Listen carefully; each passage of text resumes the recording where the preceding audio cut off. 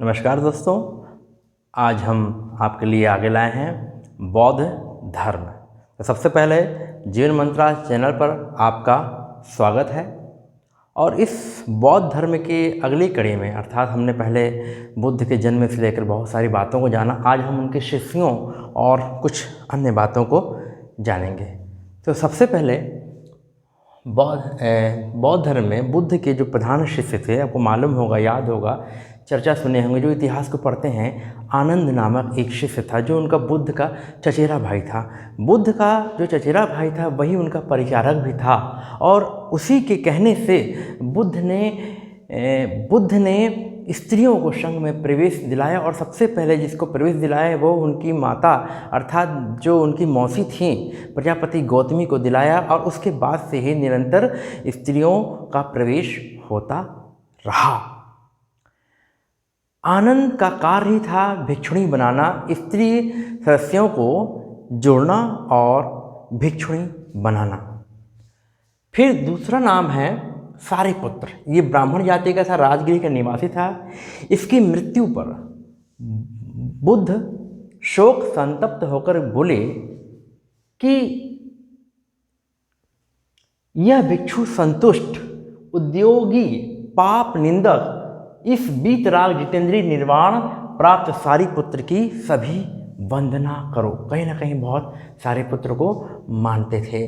मोद गलायन, राजगृह निवासी, बुद्ध के जीवन काल में इसकी भी मृत्यु हो गई। उपाली, यह नापित पुत्र था, शाक्य पिता वंश में नाई था, अर्थात शाक्य राजवंश में नाई का काम करता था इसका पिता। किसका? उपाली का। अनिरुद्ध, धनाढ़ व्यापारी का पुत्र था। अनाथपिंडक, पहले भी हम चर्चा कर चुके हैं। अनाथपिंडक श्रावस्ती का विख्यात सृष्टि था। इसके साथ इंपॉर्टेंट ये है कि इसने चेत कुमार से जेतवन विहार खरीदकर बुद्ध को दान दिया। बिंबिसार शासक था। कहाँ का शासक था? ये मगध का शासक था। ये भी बुद्ध का अनुयायी हो गया था। इसकी पत्नी तो भिक्षुणी ही बन गई थी। और इस प्रकार प्रसेनजित कौशल का राजा अनुयायी था। अजातशत्रु बिंबिसार का पुत्र था और मगध का शासक था। ये भी अनुयायी हो गया था। महाकश्यप मगध का ब्राह्मण, और बुद्ध की मृत्यु के बाद सबसे पहले जो संगीति हुई उसका अध्यक्ष था महाकश्यप। महिला शिष्याओं में सबसे पहले नाम उनकी माता का ही आता है। प्रजापति गौतमी बुद्ध की मौसी कहलाती हैं, माता कह सकते हैं आप। आनंद के कहने पर संघ में प्रवेश हुआ। उसके निरंतर स्त्रियों का संघ में प्रवेश होता गया। यशोधरा उनकी पत्नी थी। इन्होंने भी प्रव्रज्या ग्रहण की। प्रव्रज्या बार बार बुद्ध धर्म में आता है। प्रव्रज्या का मतलब होता है गृहस्थ धर्म का या गृहस्थ जीवन का त्याग कर देना। नंदा, ये प्रजापति गौतमी की बहन थी और प्रजापति गौतमी की पुत्री थी और गौतम बुद्ध की बहन थी नंदा। क्षेमा, ये बिंबिसार की पत्नी थी और पहले बिंबिसार का बात किए, और इसने भी प्रव्रज्या ग्रहण किया। इसके बाद आम्रपाली का नाम आता है। ये वैशाली की गणिका थी। ये भी बौद्ध धर्म को, बौद्ध मत को मान ली थी। और इसके बाद आम्रपाली के बाद विशाखा के साथ ये है कि अंग जनपद की ये सृष्टि की पुत्री थी और इसने पूर्वाराम विहार बनवाया। और सबसे बड़ी बात कि बुद्ध सबसे ज़्यादा पूर्वाराम विहार में निवास करते थे। बौद्ध धर्म के अन्य सिद्धांतों में चार आर्य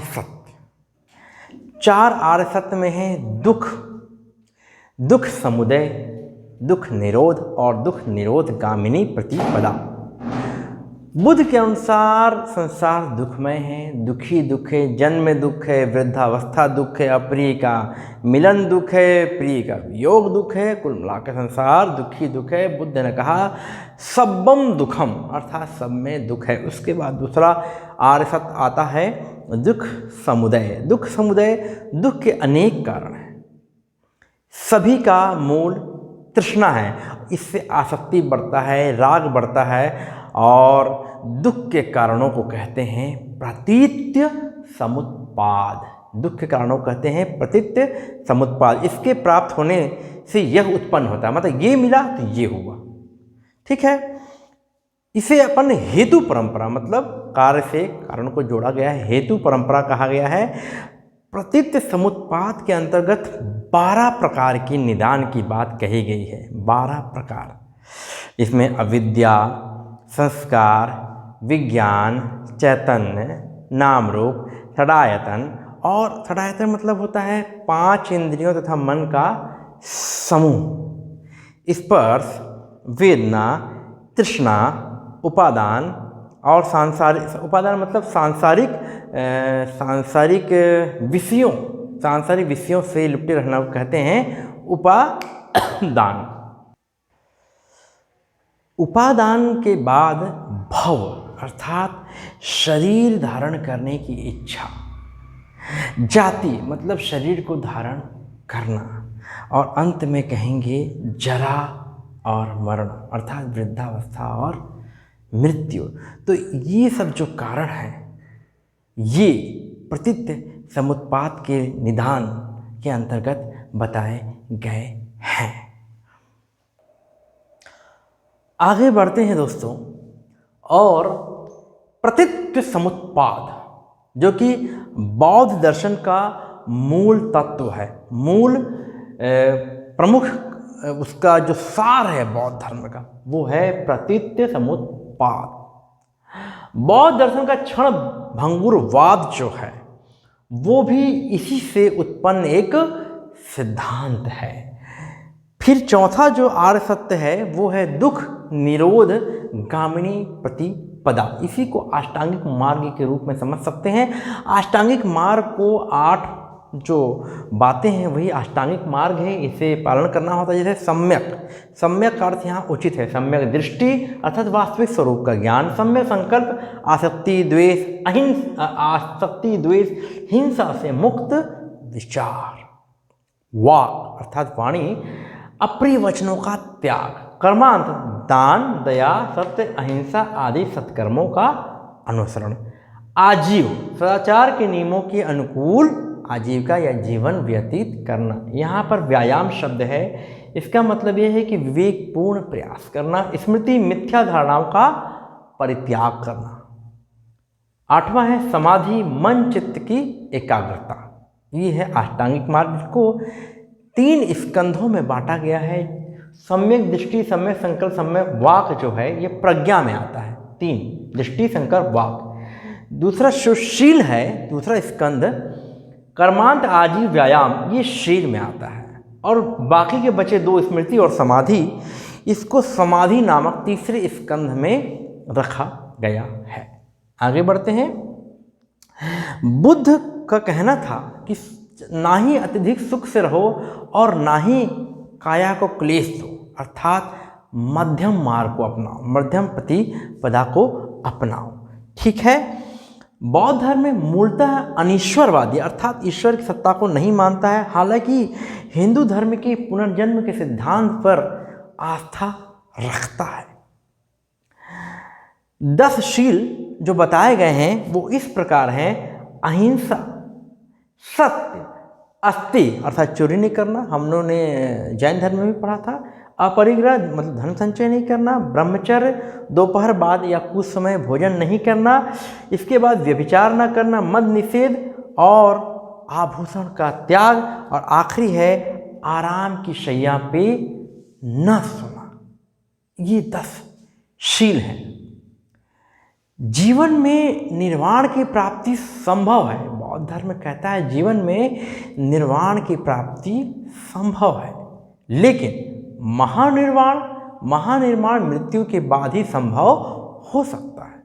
बौद्ध धर्म की विशेषताओं में हम बात करें, अर्थात मूल रूप से बौद्ध धर्म क्या है, तो वो है पहला कि बौद्ध दर्शन क्षणिकवादी है, बौद्ध दर्शन अंतः शुद्धवादी है, बौद्ध दर्शन कर्मवादी अर्थात कायिक, वाचिक और मानसिक, ये तीनों चेष्टाओं से कर्मवादी है। अनीश्वरवादी पहले बताया, पुनर्जन्म में विश्वास रखता है, अनात्मवादी है, मानव व्यक्तित्व कैसे बना इसके पीछे बौद्ध धर्म ये मत व्यक्त करता है कि 5 स्कंधों से मानव शरीर बना है: रूप, वेदना, संज्ञा, संस्कार और विज्ञान। बुद्ध धर्म को या बौद्ध धर्म को जितना पढ़ा जाए उतना ही कम है। पीएससी, नेट और सारी प्रतियोगी परीक्षाओं में इतिहास को जानना, समझना, उसे याद करना बड़ा ही कठिन है। यदि ऐसा सोचें तो वास्तव में कठिन है। लेकिन जब हम उन तथ्यों को सिलसिलेवार पढ़ते हैं, जोड़ते हैं, समझते हैं, आप सुनाओ मैं सुनाओ, तो धीरे धीरे वो हमारे दिल में, हमारे दिमाग में, हमारे जहन में वो उतर जाता है।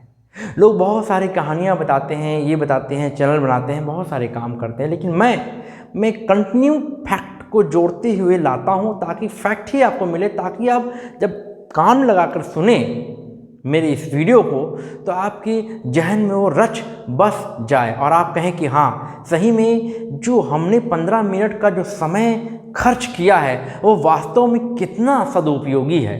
इसीलिए मैंने बौद्ध धर्म पर 3 सीरीज बनाए।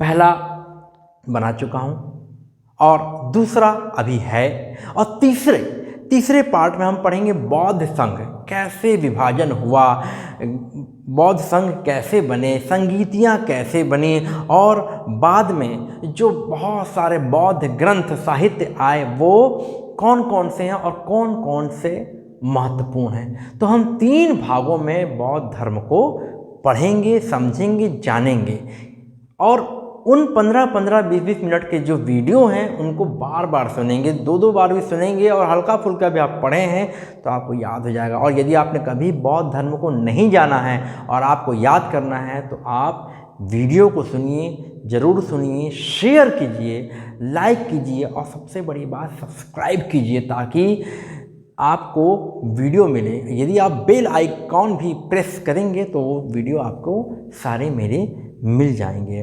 तो आप ऐसा करिए कि कमेंट करके ही बताइए कि आपको कैसे वीडियो पसंद आ रहे हैं या कैसे वीडियो मैं बनाऊं, या किन जो भी कमियां हो वो भी आप बता सकते हैं कि सर आप ऐसा सुधार करें, ताकि मैं समझूं कि मेरे जो दर्शक हैं, जो मेरे दोस्त हैं, जो मुझे सुन रहे हैं, वो क्या चाहते हैं, क्या अपेक्षा करते हैं, ताकि मैं उनकी बातों पर खरा उतरूं। दोस्तों, तीसरे पार्ट में हम मिलेंगे, बौद्ध धर्म के विभाजन और संगीतियों के बारे में पढ़ेंगे, ध्यान से पढ़ेंगे, फैक्ट को लेकर चलेंगे। तब तक के लिए नमस्कार।